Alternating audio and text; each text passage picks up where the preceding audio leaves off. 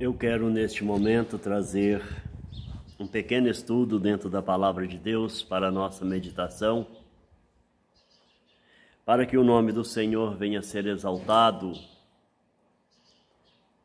venha a ser glorificado em nome de Jesus Cristo. Apocalipse capítulo 20, versículo de número 11, diz assim: E vi um grande trono branco, e o que estava sentado sobre ele, de cuja presença fugiu a terra e o céu, e não se achou lugar para eles. E vi os mortos, grandes e pequenos, que estavam diante de Deus, e abriram-se os livros, e abriu-se outro livro que é o da vida, e os mortos foram julgados pelas coisas que estavam escritas nos livros, segundo as suas obras. E deu o mar os mortos que nele havia, e a morte e o inferno deram os mortos que nele havia, e foram julgados cada um segundo as suas obras. E a morte e o inferno foram lançados no lago de fogo. Esta é a segunda morte. E aquele que foi achado escrito no livro da vida,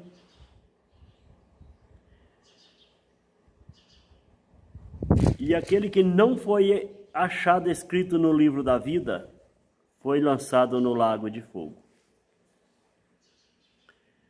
Vamos falar com Deus, em nome de Jesus. Meu Deus, para a glória e honra do seu nome, nós estamos aqui diante do Senhor, diante da tua palavra. Uma meditação, Senhor, para nosso crescimento espiritual, para que as nossas vidas possam ser tomadas, guardadas, livradas, Senhor, com a sua misericórdia e com o seu amor. Fala conosco, meu Deus, em nome de Jesus Cristo. Dentro desse texto que nós acabamos de ler, nós vemos aqui, primeiro versículo 11, vi um grande trono branco e o que estava sentado sobre ele, cuja presença fugiu a terra e o céu, e não se achou lugar para eles. Nós vemos aqui uma sentação, um trono e uma sentada. Nós vemos aqui um preparo para um julgamento. E o que estava sentado sobre esse trono, de cuja presença fugiu a terra e o céu, e não se achou lugar para eles.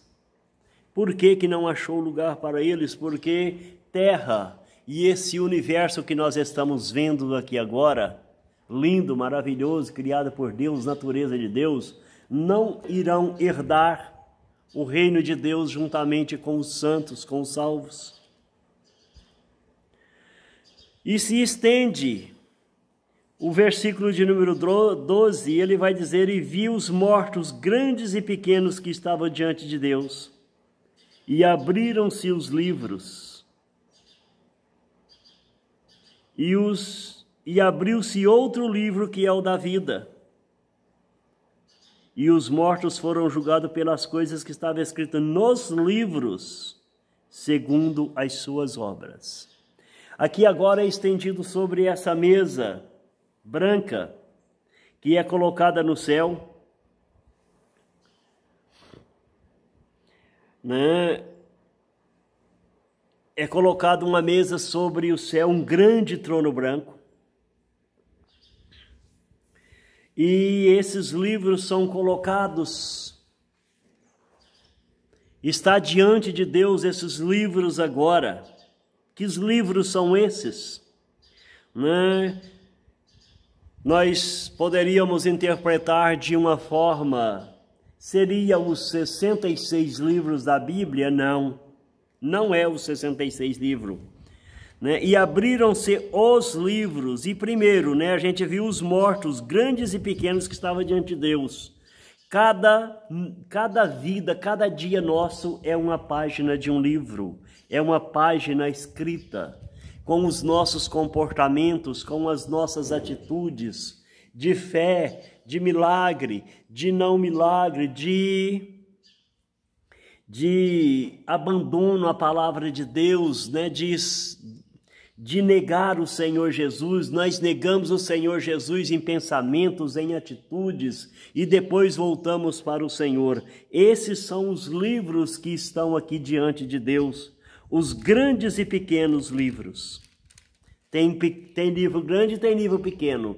Tem pessoas que nasceram no Evangelho e vão morrer ali com seus 90 anos. São grandes livros.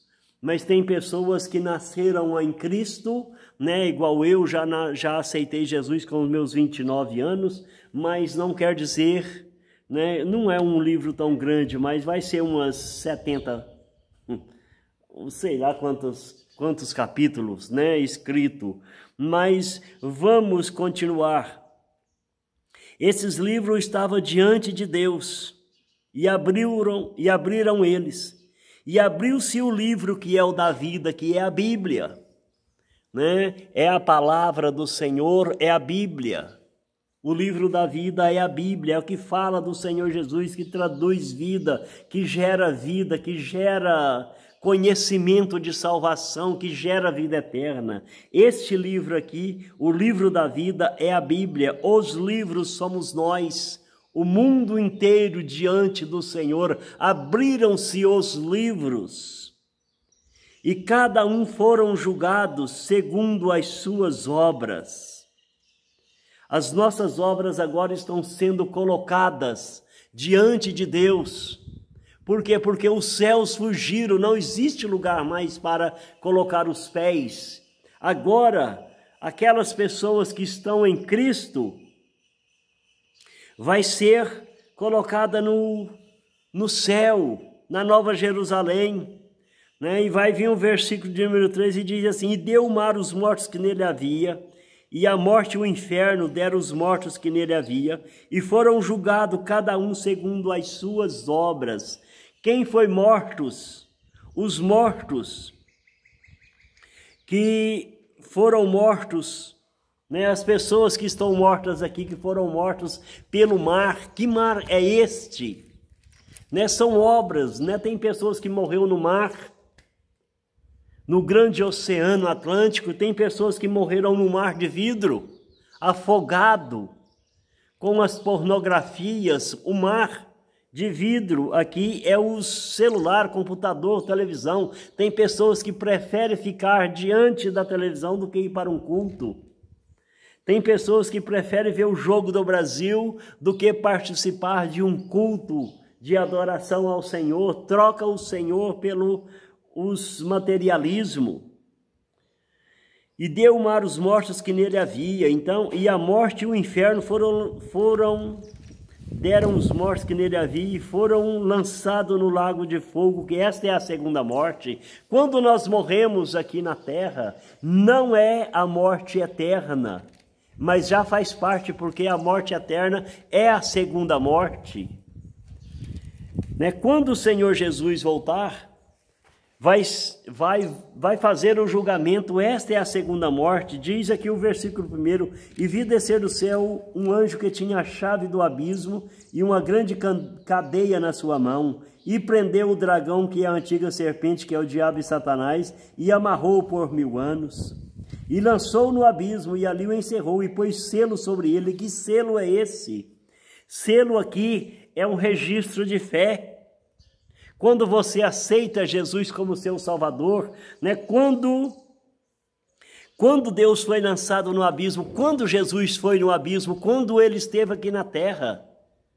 Existe uma passagem lá de Pedro que ele foi e pregou para os espíritos. Que espíritos são esses? Quando ele estava aqui na terra falando do amor dele, que ele morreu ali na cruz, naquele momento ele estava dentro do abismo.